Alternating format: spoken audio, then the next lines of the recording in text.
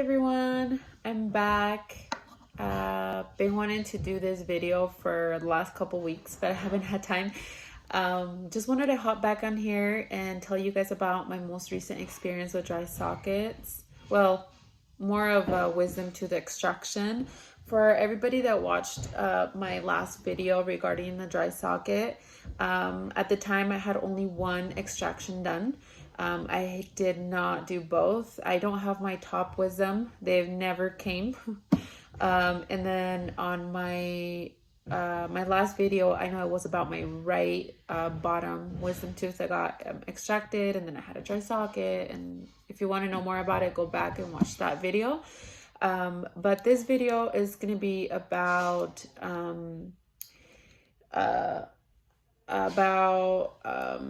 my other extraction. So I still had my left wisdom tooth on there, but about, I think it was August of 2019, so last year, I was having a little pain, so I got a little scared and I wanted to get it checked out, because I know I was supposed to get it pulled, but at the time when they pulled the first one, I was having a lot of complications. They just wanted me to wait on that, and then I just didn't go back right away. So when it started hurting, I got scared because I thought I was going to have an infection again. So I just, what I did is that I did an appointment. I went to the dentist, and they told me that it was hurting because I had food particles stuck in my wisdom tooth. As you guys know, or if you guys hop on the internet and read about it, basically a lot of the times what happens is that when your wisdom tooth are coming out, you can get food stuck in there, and you can't really floss it. Even if you brush your teeth, sometimes it just stays there, and that can cause the tooth to be infected or just have complications with it. That's why a lot of dentists just recommend for you to do the extraction on all of your wisdom. I did not want to do it. I'm not one of those people that recommend, pulling teeth and all that, doing extractions, because I'm not a fan of the dentist office. But hey, I had to do it. So anyways, the dentist just said, hey, well, it's better if you just get it removed, because we don't want you to have an infection. And I was already thinking back, on the other infection I had. So I just went ahead and agreed, okay, I have to get it pulled or whatever. But I was really, really scared. Anyway, I did the appointment. I scheduled for, I think it was October. I think that's as soon as they had available. So I booked the appointment for my extraction. Let me tell you that I was so freaking scared, like so scared, because of my last experience. I did not want to go through all that pain again. But I mean, I know I had to do it because it could have, I know that if I didn't get it pulled, it was going to get worse. So I was just really scared. But to be honest, a day before the appointment for the extraction, I was so freaking terrified. Like, I was literally, I had a breakdown like the day before. My boyfriend was like, what the heck is wrong with you, but I was just like, I had a breakdown and I started crying and all, because I was just having a panic attack. I had anxiety that I was gonna, was going to start feeling all that pain all over again, and I didn't want to. So I kind of wanted to take precautions. I read a lot. I informed myself before that. I know this was going to be my second time, and I know what to expect, but I wanted to be more prepared. So I just wanted to do this video to kind of tell you guys how my experience went, and then give you guys some tips of what you can do to maybe make the situation a little better and get yourself a little more comfortable with all this stuff. But anyway, let me tell you real quick what happened. The day of the appointment, I was super nervous, like I said, but I went in, and what they do, they basically just put like this little numbing cream on the area, so that they give you that one shot with the it's like an injection, and you get sedated and anesthesia and all that stuff. So That's what they do. They're trying to get me numb. It took a little bit longer to get me numb because I know the dentist came in and then he put a little more medicine, because I told him that I was not feeling completely numb. So as soon as he put in more medicine, I was super like sedated. So like it was like my whole eye all the way down to like my chin. It was perfect because I wanted to make sure, I wanted to make sure and he wanted to make sure that I wasn't going to feel any pain. So how it started, a few minutes after that, he's like, okay, let's get started. He started wiggling my tooth to like side to side, up and down, side to side, up and down. And then he grabbed another tool. He started picking at the tooth, and then he started wiggling it again. And then he just said, okay, pressure. And then he pulled it. I think he pulled it because he's like, okay, tooth is out. Like literally it was like 2 minutes. Like it was 2 minutes. That all of the appointment together took like an hour, but because of the paperwork and the talking and blah blah blah, but just the whole procedure was less than 5 minutes, to be honest. It was so fast, super quick. He was super efficient. It was just awesome. Like honestly, let me tell you, I did not feel no pain, and nothing like my other tooth. I did not feel no pain at all. It was just pressure. It was like a little pressure. And then I know maybe the blood, because I felt a little watery in there. It was weird. But they did put the gauze back on there, just like they did last time. They didn't, because let me tell you, I'll tell you a little bit later, but about the whole dentist thing. But so basically, that's what they did. He put a stitch. So I didn't ask for it. He just recommended that, just to kind of keep the area a little closed, to help it heal, maybe to prevent dry socket, I don't know. But he just stitched it a little. He said it was going to dissolve with time, and I didn't have to like go back or anything. So I was good. So they stitched, he put the gauze. I didn't really have a lot of bleeding, not compared to my other time. The other time I was bleeding a lot. This time it wasn't a lot of bleeding. It was a little bit, but I did keep the gauze. I know they tell you keep it for like 30 minutes, but I kept it for like an hour. And I was good. Like I only swapped the gauze one time and I was good. So when I swapped it, it was still, there. Let me go a little back before the appointment. Since I told you guys I was doing some reading, I was doing some research. I am a person that can't starve. So I need to have my food, at the time and day and blah, blah, blah. Like I cannot starve because I get in a really bad mood. Maybe that's a girl thing. I don't know. But I decided to eat. I wanted to do the appointment, the latest appointment they had, but that day they only had it at 1, and it already took weeks. So I just wanted to do it. What I did is that I woke up, I ate breakfast, and then I ate a really heavy lunch, and then I went in. So I probably 40 minutes in between the procedure and my eating. So like I ate, 40 minutes after that the procedure started. So I know people say they get sick with the medicine and all that, but I was just fine. I wanted to make sure that I ate enough so that I wouldn't get hungry, because I know how it feels. Like you get hungry and then you can't eat anything with that whole thing in your mouth, But anyway, so I did that before I went in. And anyways, back to the procedure. I was out of the office with the gauze. He did give me ibuprofen for pain, and then I did ask for narcotics. I know he said maybe not recommended, but I did not want to be in pain. So I just said, hey, can you give me a prescription? He did. So I took both home, and as soon as I got home around 3 or so. I did not eat anything, didn't drink anything. I was just laying there on my couch for a while. My first meal, well, it was actually, I did a shake, like a protein shake with fruit. And then I took that or probably around 6. And then that's when right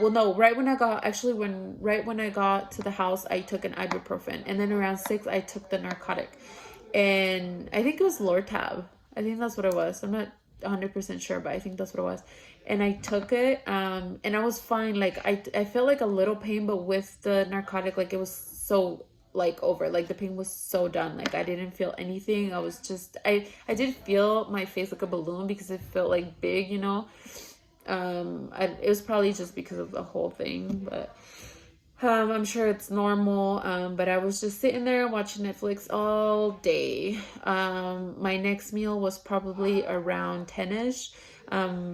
the medicine, I was just taking it, I think, every 6 hours. And I was fine.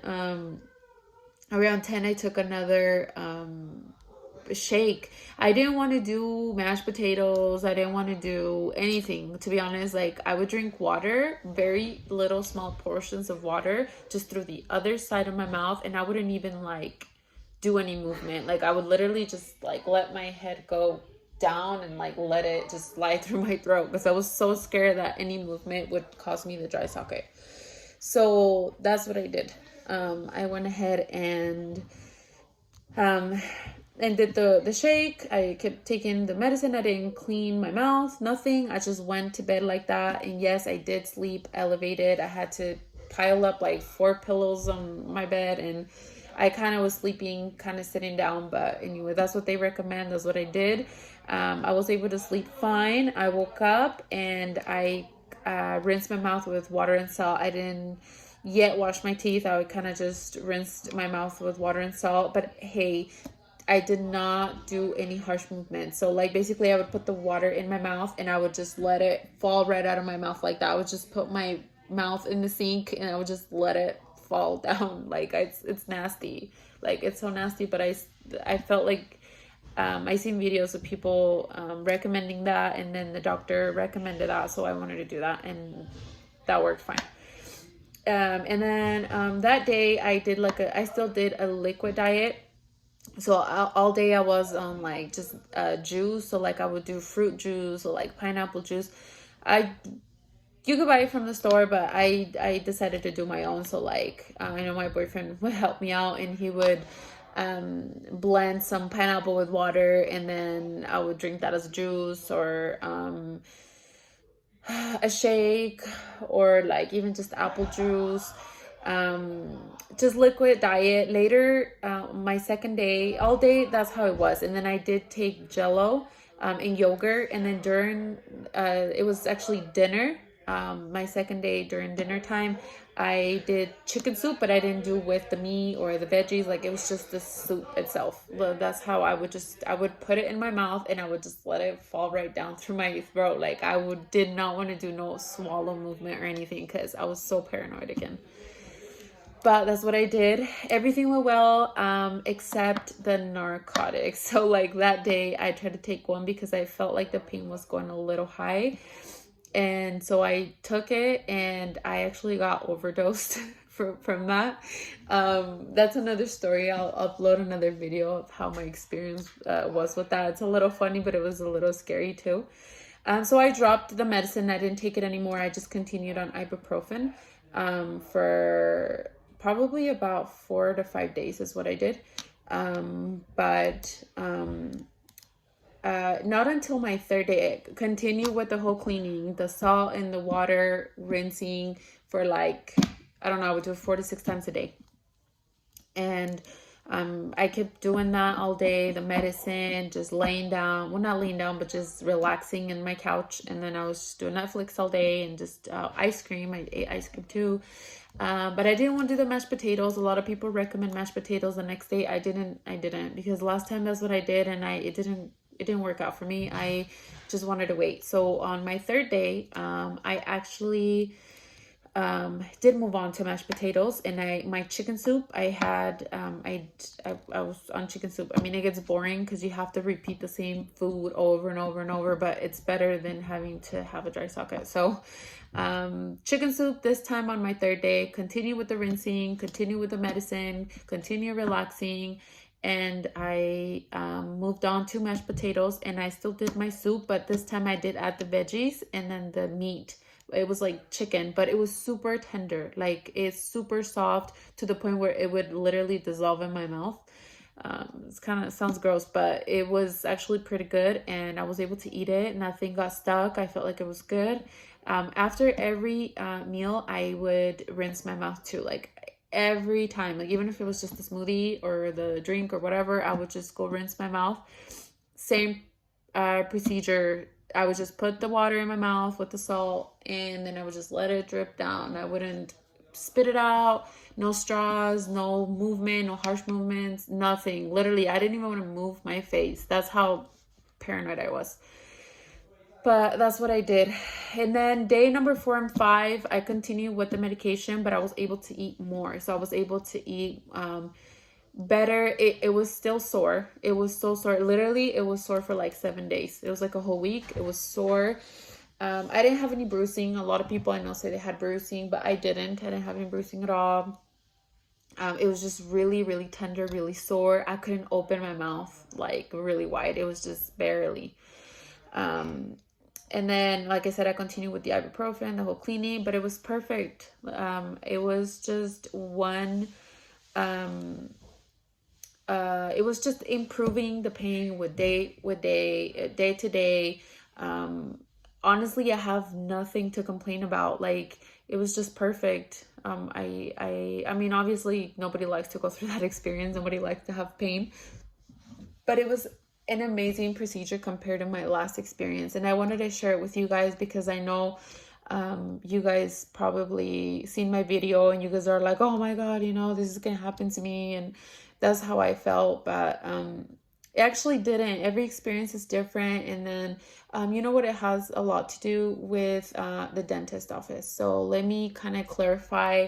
On my last video, I did not go to my regular dentist. I had a insurance thing, like an insurance situation, so I had to just do a cheaper place, a little bit cheaper, because I couldn't afford it at the time. So what I did is that I went into one of those offices where the students practice on people, and I think that's what happened. Like even though it was an actual dentist helping me, because the student really didn't want to do it, it was still sucky. It was so bad. Like, the experience was horrible, like horrible. Like, I don't recommend it. I had to pay a little more for this other dentist office, but I had been going to the office for several years. I just couldn't go because of the insurance, like I said, but this time I had to pay a little more. And honestly, I'm grateful. I don't care that I paid extra. I really don't care, because it's my health here on the line, is my whole pain situation that I'm putting on the line, and I just didn't want to go that way anymore. I have a toddler and I have to be back on my feet, so I wanted to get better, you know, immediately, so that I could go back to my regular life. So that's what I did. So let me kind of just give you guys some tips on that. Well, that was kind of just what my experience was. I just wanted to share it with you guys and kind of give you hope, you know. Kind of want to give you some tips so you guys are more prepared. So number 1, I would strongly recommend to look for the best dentist office that you can find. Find somebody that has good reviews, read about them, talk to them, make sure that you're feeling understood, make sure they have your back, make sure that they know what your concerns are, because this is what I did with this dentist. I told him everything that I had gone through, and I feel like he understood me. He took really good care of me. So find a good place to go to. Number 2, eat healthy. Stick to proteins, eat healthy during this time so you can heal faster.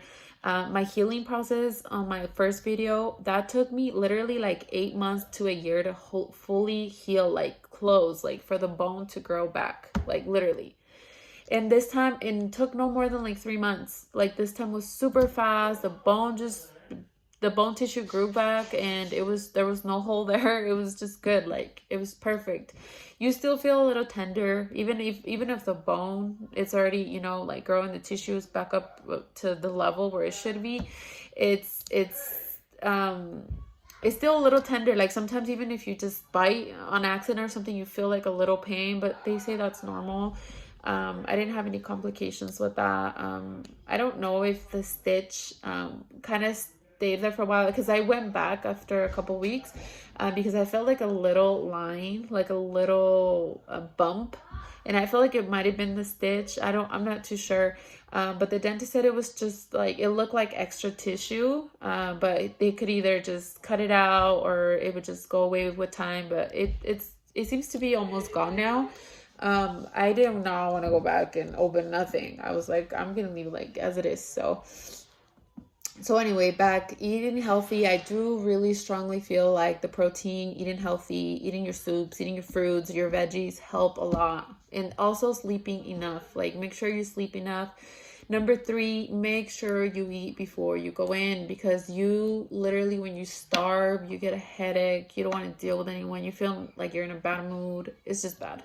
So number 3, please eat before you go. Like, try to keep your belly full, because you already know you're not going to eat a plentiful meal after your procedure. So do that. Number 4, of course, keep it clean. Keep your area clean. Wash, rinse with water and salt, warm water. Anything that you eat is room temperature. Don't eat it too cold, except ice cream, because honestly, from my point of view, it hurts.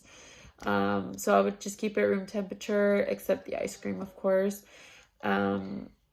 But I would do that. No straws, no harsh movements. Do not suck from a straw. Don't do any sucking motions in your mouth. Please don't do it. You don't want to have a dry socket. It's painful. It's really, really painful. It's one of the worst pains. Even the dentist, the doctor told me, like, I'm one of those percentage of people that have had the worst pains, literally, and dry sockets are one of them. So don't. And I think that's pretty much it. Maybe the last tip I can give you is be prepared. So pick a day you're not going to do anything. Pick a weekend where you can just relax, where nothing's going to be too hectic. Have somebody help you out, your boyfriend, your mom, your sister, whoever you have at home. Have them help you out. I know you're not like wide open and you can't do anything. Yes, you can move around and stuff, but I feel like the more rest that you have, the better chances you have to feel better the next day or the following day or whatever. So just have someone there to help you out. Make sure you're eating the salt foods. Start with a liquid diet, I would say, and then move on slowly to Jello and then to like mashed potatoes right after that. Don't starve yourself, but don't get all crazy and start eating everything, because you can dislocate that clot and you don't want to do that. So make yourself comfortable at home. I prepared my whole living room area, my spot. I bought a whole bunch of fruit. I bought a whole bunch of yogurt, Jello. I had everything to make at home. Like I had everything set. I had my day set. I had my whole living room set. I had my bedroom all set up. I had everything in handy because I didn't want to be moving around too much. I didn't want to be doing a lot of harsh movements. I know they tell you don't even go to the gym because any movements can cause that clot to get removed. So yeah, make yourself comfortable, and the most important thing, make yourself feel like positive. Like, I know it's so draining to feel bad, to feel sick, to feel like you just can't do it anymore, like you just get drained from pain and all that. But just be positive about it. Stay really relaxed. Make sure that everything around you is all about being relaxed. Enjoy your time by just relaxing, watching something that you really like to watch, so that time just goes by and you get yourself better and back up and running. So that was the tips that I have, you guys. I just wanted to share that with you guys because I know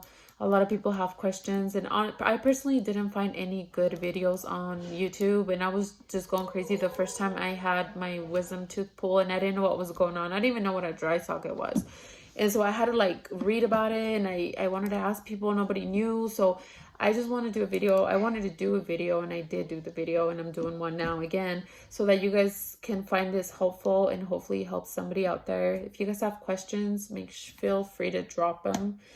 I will answer. I always try to answer every single question, so that you guys know, or at least I could, try to help you with whatever answer I have.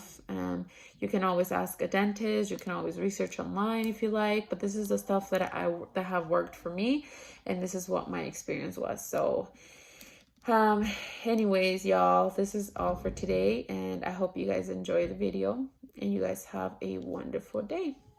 Bye.